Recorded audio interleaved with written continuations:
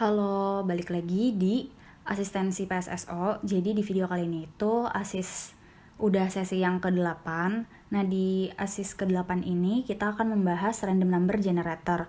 Kalau di buku itu ini chapter 7 kalau nggak salah. Nah, basically random number generator itu kita bahas gimana sih random number dihasilkan atau bilangan acak random number itu. Nah, di sini kita punya 3 soal. Soal 1 sama soal 2 itu mirip-mirip. Kayak kita harus nentuin apakah mereka ini kayak persamaan ini full period atau enggak, yang mana nanti akan ada syarat-syaratnya apakah itu full period atau enggak. Terus soal ketiga itu kita harus menentukan apakah metode tersebut menampilkan kesimpulan yang berbeda pakai metode yang ini nih, kayak runs up, runs down, sama runs above, sama runs below. Nah, itu tuh related sama LCG atau linear congruential generators. Nah, langsung aja kita mulai dari soal pertama. Jadi, yang poin A itu ditanyain kenapa dalam suatu simulasi kita butuh random number atau bilangan acak.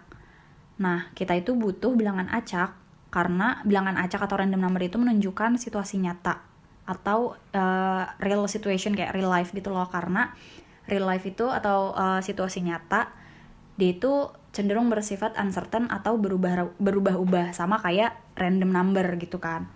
Nah, terusnya kalau yang poin B, apa yang dimaksud dengan full period pada pembangkit bilangan acak? Jadi full period itu terjadi ketika kita mengacak random number, mengacak angka secara berpola. Nah, nanti angka yang muncul itu adalah angka yang sama dan mereka itu akan terus mengulang, akan menjadi satu siklus.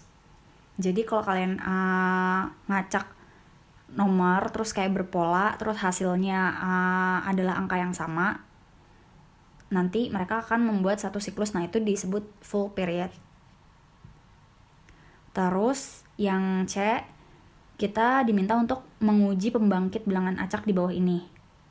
Mana yang memiliki full period? Nah, jadi untuk suatu pembangkit bilangan acak dapat dikatakan full period, itu harus memenuhi 3 syarat. Ya, 3 syarat ini. Jadi, nanti di persamaan ini akan ada yang namanya A, C, sama M. Nah, A itu adalah multiplier. Nanti ini langsung gue kasih contoh ya. A itu yang ini nih, yang di depan angka yang di depan Z, A itu multipliernya. Terus di sini juga ada C. C itu di sini adalah increment. Terus di sini juga ada M. M itu adalah modulus. Ini kan mod ya, maksudnya mod itu adalah modulus. Nah, terus syaratnya adalah yang pertama, nilai M dan C hanya dapat dibagi 1. Berarti nilai M dan C ini yang 2 di belakang ini, mereka hanya dapat dibagi 1. Harus diperhatikan ya, ini kan dia kata penghubungnya dan, jadi harus kedua-duanya bisa dibagi sama 1, nggak bisa salah satunya aja. Nah, terusnya yang syarat kedua adalah nilai M sama A-1. A-1 adalah yang ini nilai A, nanti kalian kurang 1, harus bisa dibagi dengan bilangan prima yang sama. Jadi kan bilangan prima adalah bilangan yang habis dibagi 1 atau dibagi dengan dirinya sendiri. Nah, let's say bilangan primanya 2. Nah, si M sama A-1 ini dua-duanya harus bisa dibagi sama angka 2, nggak bisa salah satunya aja. Karena ingat di sini kata penghubungnya adalah dan, jadi dua-duanya harus bisa dibagi sama bilangan prima tertentu itu. Terus syarat yang ketiga adalah nilai M dan A-1, berarti yang ini M dan A yang 13 dikurang 1, berarti kalau A-1 harus bisa dibagi 4. Dan ingat, ini berarti dua-duanya harus bisa dibagi sama 4. Nah, langsung masuk ke persamaan yang pertama. Di sini kita punya nilai A-nya itu 13, terus C-nya juga 13, modulusnya 16. Nah, terus untuk ngecek kalian bisa tulis lagi aja, tulis ulang syaratnya, terus kalian checklist atau silang mana yang memenuhi syarat yang terpenuhi, mana yang tidak. Nah, yang pertama, nilai M dan C hanya dapat dibagi 1. M-nya itu kan 16 kan, C-nya 13. Nah, mereka sama-sama bisa dibagi 1 kan. Nah, berarti mereka memenuhi syarat yang pertama. Terus nilai M dan A-1 dapat dibagi dengan bilangan prima. M-nya 16, A-1-nya A-nya kan 13, berarti A-1-nya 12. Berarti kita compare 16 sama 12. Bisa dibagi bilangan prima yang sama atau enggak? Let's say bilangan primanya 2. 16 dibagi 2 bisa kan 8. Terus A-1 12 dibagi 2 bisa kan 6. Nah berarti nilai M dan A-1 yang ini kondisi kedua itu terpenuhi untuk pembangkit bilangan acak yang ini. Terus kondisi yang ketiga adalah nilai M dan A-1 dapat dibagi sama 4. M-nya 16, terus tadi A-1-nya kan berarti 12. Nah, dua-duanya kan bisa dibagi sama 4 kan. 16 bagi 4, 4 sama 12 bagi 4, 3. Nah, berarti syarat ketiga juga terpenuhi oleh pembangkit bilangan acak ini. Nah, jadi kesimpulannya adalah karena model 1, ini maksudnya model yang ini, model 1 itu memenuhi semua kondisi, ketiga kondisi di atas, maka model 1 ini merupakan full period LCG. Ingat, kalau misalkan kalian bingung full period apa, bisa lihat ke definisinya yang di poin B. Jadi, dia itu ngacak angkanya secara berpola, terus angka yang muncul, angkanya sama, terus jadinya mereka mengulang jadi satu siklus gitu. Nah, terusnya masuk ke yang kedua. Di sini kan ada 2 model ya untuk yang soal 1C. Di sini ada modelnya ini. A-nya adalah 12, C-nya 13, terus modulusnya 16. Terus kita cek satu-satu. Yang pertama, nilai M dan C hanya dapat dibagi 1. M-nya kan 16. Terus C-nya 13. Ini sama ya kayak tadi, ini M sama C-nya mereka sama, berarti kondisi 1 terpenuhi. Terus yang kondisi kedua, nilai M dan A-1 dapat dibagi dengan bilangan prima. M-nya 16, A-1-nya kan berarti 11 kan. Nah, di sini let's say bilangan primanya 2. 16 bagi 2 bisa kan 8. Cuma 11 dibagi 2 nggak bisa. Nah, berarti kondisi 2 ini nggak terpenuhi. Oke, let's say kalian mau pakai bilangan prima yang lain. Let's say 3. 16 bagi 3 nggak bisa kan. Terus 11 bagi 3 juga nggak bisa. Berarti kondisi kedua emang tidak terpenuhi. Terus lanjut ke kondisi ketiga, nilai M dan A-1 dapat dibagi 4. M-nya 16, A-1-nya 11. 16 bisa dibagi 4, tapi 11 gak bisa dibagi 4. Jadi kondisi ketiga tidak terpenuhi. Nah, berarti kesimpulannya adalah model 2 ini dia tidak memenuhi full period LCG karena kondisi 2 dan kondisi ketiganya itu tidak terpenuhi. Pokoknya kalau misalkan suatu model harus mau dibilang full period LCG, ketiga-tiganya ini harus checklist. Ketiga kondisi ini harus checklist kayak si model pertama ini tadi. Begitu.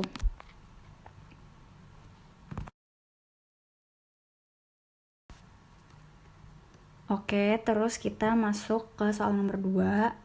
Di sini dia bilang yang poin A, Microsoft Excel dapat membangkitkan bilangan acak yang disebut dengan pseudo random. Jelaskan dengan singkat apa yang dimaksud dengan pseudo random. Jadi, bilangan pseudo random itu merupakan bilangan acak yang tidak komplit tetapi memiliki pola masing-masing. Itu definisi untuk pseudo random. Terus untuk yang B, apakah yang dimaksud dengan full period? Ini sama kayak yang soal 1B tadi, tinggal salin aja copy. Terus yang C, dia sama kayak soal 1C, cuma di sini modelnya beda. Kita harus menguji pembangkit bilangan acak di bawah ini. Ada 4 model sekarang. Kita harus nentuin mana yang full period. Masih menggunakan syarat yang tadi, ketiga syarat tadi ini. Terus kita cek masing-masing modelnya, mereka apakah memenuhi ketiga kondisi tersebut atau enggak. Mulai dari yang pertama, jadi di sini dia punya A-nya itu 11, C-nya 14, sama M-nya ini di sini 12. Nah, kita cek kondisi pertama, nilai M dan C hanya dapat dibagi 1. M dan C, M-nya 12, C-nya 14. Hanya dapat dibagi 1. Kan M-nya 12. Sama 14 sama-sama bisa dibagi 1 lah ya. Cuma kita harus lihat lagi, keduanya ini kan bisa dibagi sama bilangan selain 1 kan, kayak 2, 14 bagi 2 bisa kan 7, 12 juga bisa dibagi 2, 6. Nah berarti kedua bilangan ini tidak hanya dapat dibagi oleh angka 1 aja. Ini bisa, keduanya ini bisa dibagi sama angka 2. Jadi kondisi 1 ini tidak terpenuhi. Makanya disilang. Kayak kalau lo mau tahu yang kayak gini nih, kayak ini kan dia bisa terpenuhi karena emang 16 sama 13 dua-duanya cuma bisa dibagi 1 kan. Ingat ini dan ya, jadi kayak lo nggak bisa compare ketika let's say 16 bisa dibagi 2 tapi 13 cuma bisa dibagi 1. Terus lo bilang itu kondisi 1 tidak terpenuhi soalnya yang 16 dia bisa dibagi sama bilang angka selain 1. Nah nggak gitu konsepnya, jadi lo harus compare keduanya. Maksudnya lo harus memasangkan keduanya gitu loh. Kan kalau ini kan emang dua-duanya cuma bisa dibagi sama 1. Nah kalau yang ini dia dua-duanya bisa dibagi sama lebih dari 1. Maksudnya kayak ada angka 1 sama tadi dua-duanya bisa dibagi 2 kan. Terus untuk yang kondisi kedua, nilai M dan A-1 dapat dibagi dengan bilangan prima. M-nya 12, A-1-nya berarti 10 kan. Nah, dapat dibagi dengan bilangan prima. Let's say 2. 12 bagi 2 bisa 6. Terus 10 bagi 2 bisa 5. Nah, berarti kondisi kedua terpenuhi. Terus yang kondisi ketiga, di sini nilai M dan A-1 dapat dibagi dengan 4. 12 sama 10 berarti kan. Oke, 12 bisa dibagi 4. Cuma 10 nggak bisa kan dibagi 4. Nah, berarti kondisi ketiga ini tidak terpenuhi oleh model 1. Nah, dia nggak semuanya checklist kan, berarti model 1 ini tidak full period LCG karena dia kondisi 1 dan 3-nya tidak terpenuhi. Lanjut di sini di model kedua 13, 11 sama 16, 13A, 11C, 16M, nilai M dan C hanya dapat dibagi 1, 16 sama 11. Iya, mereka cuma bisa dibagi 1 kan. Soalnya kayak 16 bisa dibagi 1, 11 bisa bagi 1, terus 16 bisa dibagi 4, 2, cuma 11 nggak bisa kan. Yang penting tuh mereka sama-sama bisa dibagi sama 1. Cuma dibagi sama 1. Sorry banget kalau gue ngomongnya berbelit. Nah terusnya yang kondisi kedua, di sini nilai M dan A-1 dapat dibagi dengan bilangan prima. M-nya 16, A-1-nya berarti 12. Bilangan primanya let's say 2. Ya 16 bisa dibagi 2, 8. Terus 12 bisa dibagi 2, 6. Terus di sini nilai M dan A-1 dapat dibagi 4. M-nya 16, A-1-nya berarti 12. Dua-duanya juga bisa dibagi 4. Nah ini tiga-tiganya terpenuhi, berarti model 2 ini full period LCG. Next ke 3, yang model 3 ini 11. Terus dia nggak punya C sama modulusnya 16. Ya jadi sini ada A-nya 11, M-nya 16. Nilai M dan C hanya dapat dibagi 1. Nah, di sini karena nggak ada C, jadi kayak kita ngelihat ke M-nya aja. Oke, dia bisa dibagi 1 kayak kan berarti C-nya 0 kan. Nah, berarti 0 sama 6 bisa dibagi 1. Terus nilai M dan A-1 dapat dibagi dengan bilangan prima. M-nya 16, A-1-nya 10. Let's say bilangan primanya 2, 16 bisa dibagi 2, 10 juga bisa dibagi 2. Berarti ini terpenuhi. Terus nilai M dan A-1 dapat dibagi 4. M-nya 16, A-1-nya 10. 10 nggak bisa dibagi 4. 16 bisa dibagi 4. Tapi berarti itu nggak terpenuhi karena cuma salah satu aja yang bisa dibagi sama 4. Berarti model ketiga ini tidak full period LCG karena kondisi tiganya tidak terpenuhi. Next, model keempat di sini sama, dia C-nya 0. Jadi di sini nilai M dan C hanya dapat dibagi 1, iya. Terus pokoknya kalau C-nya nggak ada berarti bisa dibagi yang kondisi 1 itu terpenuhi. Terus yang yang kedua, nilai M dan A-1 dapat dibagi dengan bilangan prima. M-nya 13, A-1-nya 2. Nah, ini bisa dibagi dengan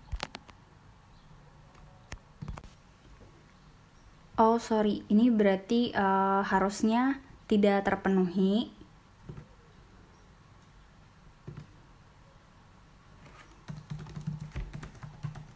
Harusnya itu silang ya, karena kan 13 sama 2 ya, berarti yang kita pasangin.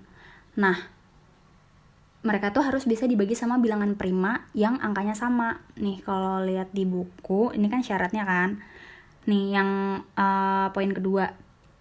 If Q is a prime number that divides M, then Q divides A minus 1. Nah, berarti angkanya harus sama, karena if Q bla bla bla bla, then Q also divides A min 1. Nah, 2 sama 13 nggak bisa dibagi sama angka yang sama kan. Bagi 2, oke, 2 bisa dibagi 2, cuma 13 nggak bisa dibagi 2. Nah, berarti yang kondisi kedua ini harusnya tidak terpenuhi. Ini tidak terpenuhi ya.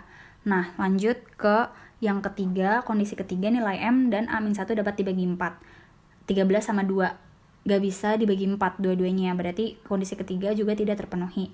Nah, berarti model 4 tidak memenuhi kondisi 2 dan 3, maka dia tidak full period LCG. Kondisi, ini gue kasih lagi, kondisi tidak memenuhi kondisi 2 dan 3. Oke.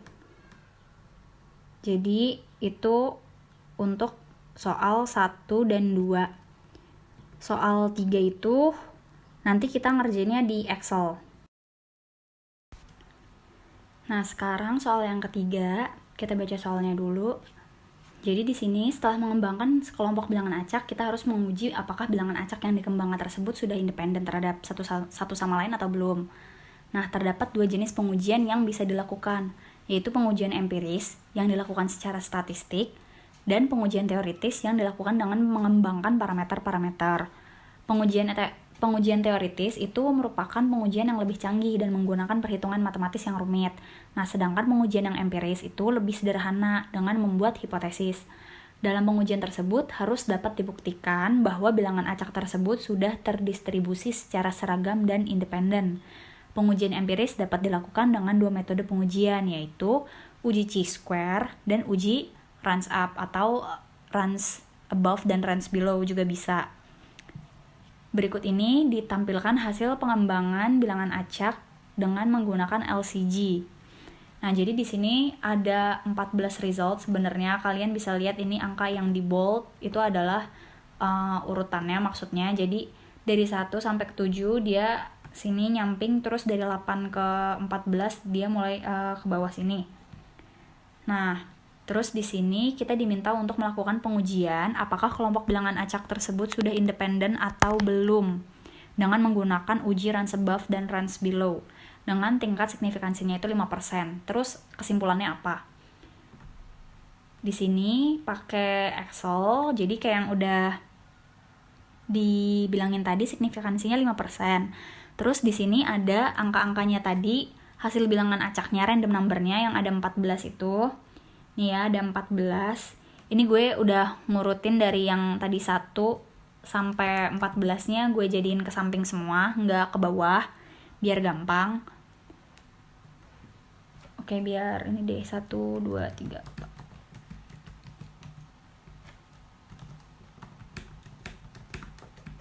Nah,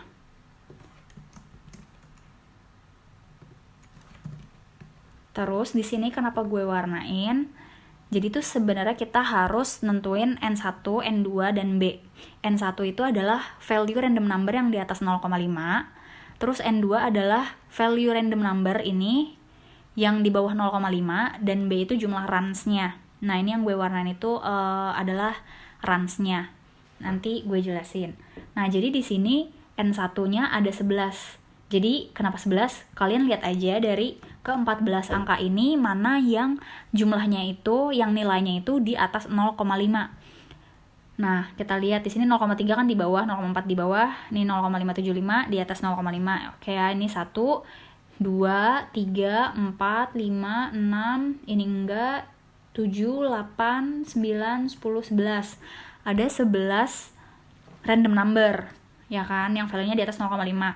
Nah, since ini ada 14 random number, berarti yang di bawah 0,5 ya sisanya, which is 3. Jadian 2-nya 3. Nah, B-nya 5. Kenapa 5? Jadi nentunya adalah begini. Ini gue ulang deh. Nah, gini. Kan 0,3 ke 0,4. Dia naik kan angkanya. Terus dari 0,4 ke 0,5 dia naik juga kan. Berarti mereka masih satu ritme lah, masih naik-naik terus gitu.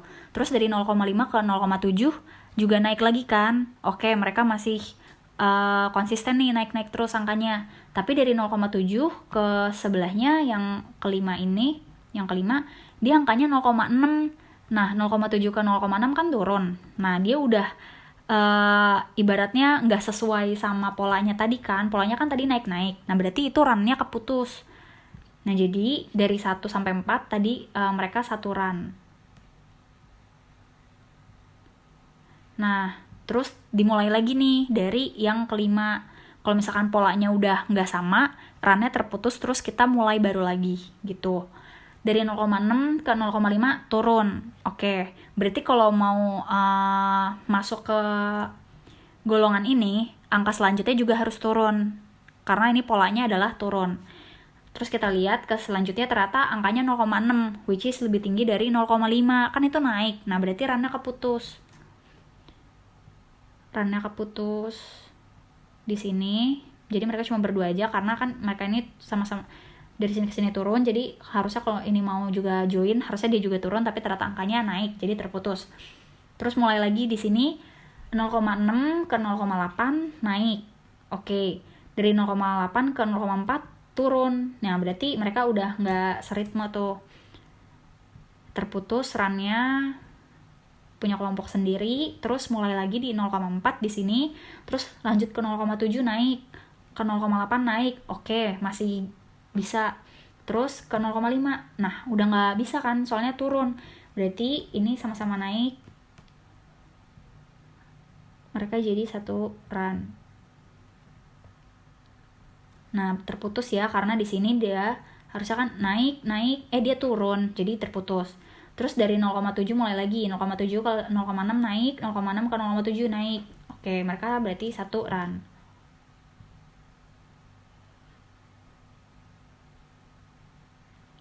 Nah, di sini ada 5 run kan. Kalian bisa lihat dari warnanya, ada 5 warna. Ini 1, 2, 3, 4, 5. Makanya di sini B-nya 5.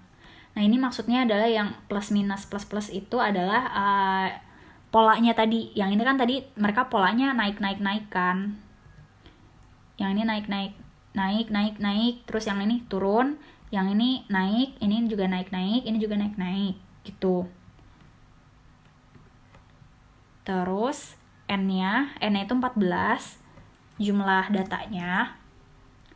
Nah, next kita di sini harus ngitung Z0-nya. Sebenarnya goals kita adalah mengetahui Z0-nya. Nah, tapi untuk mengetahui Z0 kita harus tahu B, terus mu B sama standar deviasi B. B-nya kan udah dikasih tahu kan, ini udah diketahui nih, tadi kita udah ngitung 5. Terus sekarang kita tinggal cari si mu B sama standar deviasi B-nya dulu. Nah, cuma kita dapat standar deviasi itu dari variance. Nah, berarti tugas kita adalah sekarang cari mu B sama variance B. Ini udah ada rumusnya. Jadi yang mu B itu 2 dikali N1 dikali N2. N1 kalian bisa lihat di sini, ingat value di atas 0,5 ada 11, terus N2 value di bawah 0,5 ada 3, terus N itu totalnya 14.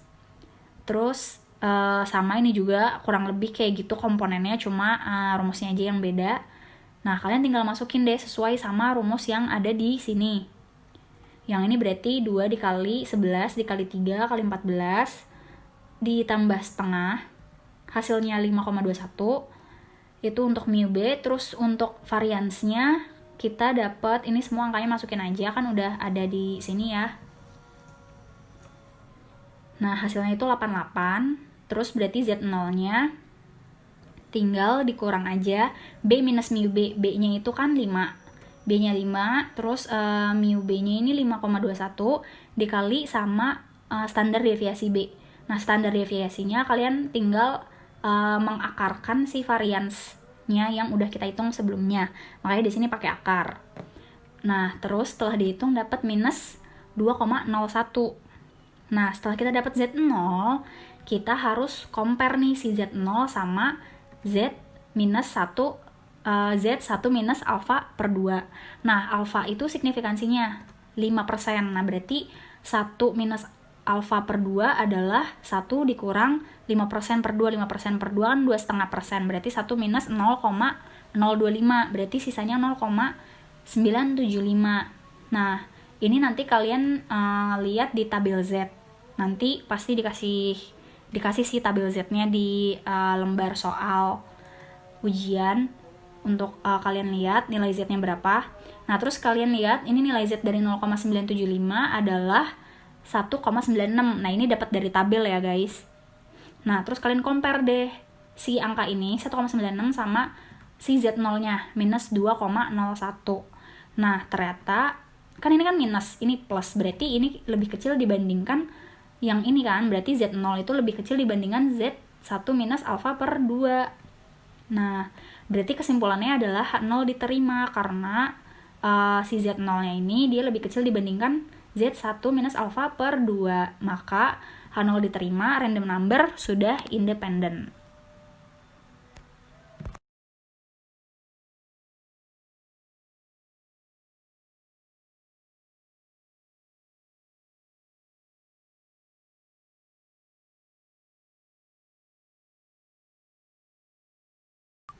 Oke, jadi udah selesai untuk pembahasan soal atau latihan soal di asistensi 8 ini. Tadi ini soal ketiga tentang runs above sama runs below. Terus tadi soal 1 sama soal 2 kurang lebih bahas tentang full period. Menentukan apakah si model-modelnya itu full period atau enggak. Jadi kurang lebih seperti itu sih gambaran untuk random number generator.